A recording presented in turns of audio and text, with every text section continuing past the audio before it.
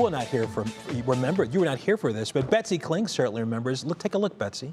Yeah. Remember this? The ice desk. That's our girl. And Robin Swoboda behind it, rapping. Roswo. Yeah, that was pretty amazing. It was really, really cold for that ice desk to hang around for a couple of weeks. That was 2014, right? I believe it was. I believe we had it for 2 seasons, actually. Polar vortex. Yeah. And oh, how quickly that shall return. Actually, disclaimer, the polar vortex is always circulating around the North Pole. Polar vortex, it's where it is. And every now and then it kind of gets a little off kilter. In the wintertime, it starts to spread. And we just so happen to have another cold outbreak off to the west of us. 29 degrees colder right now than 24 hours ago in Minneapolis. 33 degrees colder right now in Kansas City. Meanwhile, we're a little bit warmer, but not for long. Things are definitely going to be feeling different for us tomorrow. We're going to be seeing those purples right here in Northeast Ohio. Over the next 12 hours, the mercury falls. We're going to be down into the teens to begin the day tomorrow, so a distinct change from where we were this afternoon. We have seen some returns on the radar today, but I don't know that any of this is actually hitting the ground. We may have had a few little drizzly areas come and go, but you can kind of see how there's a blank area right here, and it picks up west, it picks up east. So this is telling me that this is where the radar beam is picking up this precipitation, and since it's farther away, that radar beam is a little bit higher, so we probably have some dry air underneath that. So that's why I question that any of this is hitting the ground.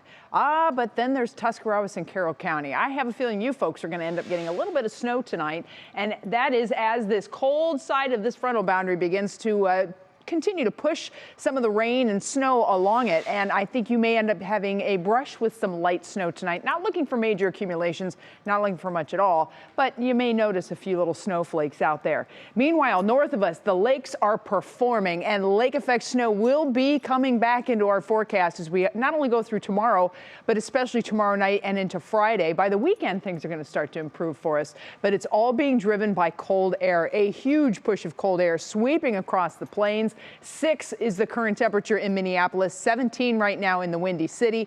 That's going to be where we land for the day tomorrow. We're going to be in the teens to right around 20 degrees. Here's your National Design-Mar hour-by-hour forecast. The cold air just continues to push in tonight. So once the temperatures begin to fall, and they already have, they will continue to fall. And by tomorrow morning, look at this, 9 in Sandusky, low to mid-teens elsewhere in Northeast Ohio.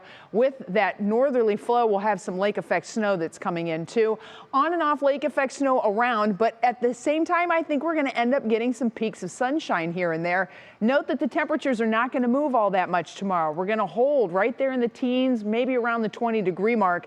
And then tomorrow night, that's when we are in the cold air. We have dry air in place, and I think we go sub-zero in many inland areas by Friday morning. I think here in greater Cleveland, we could even be right at maybe just below zero.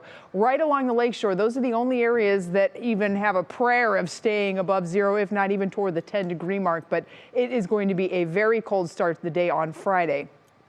At that moment, you'll notice that we do have a southeast wind that begins to blow in, and I think that should help to shut down a lot of the lake effect. But the cold air is here, and it's going to be with us. So WGDFR, Russ, Laura?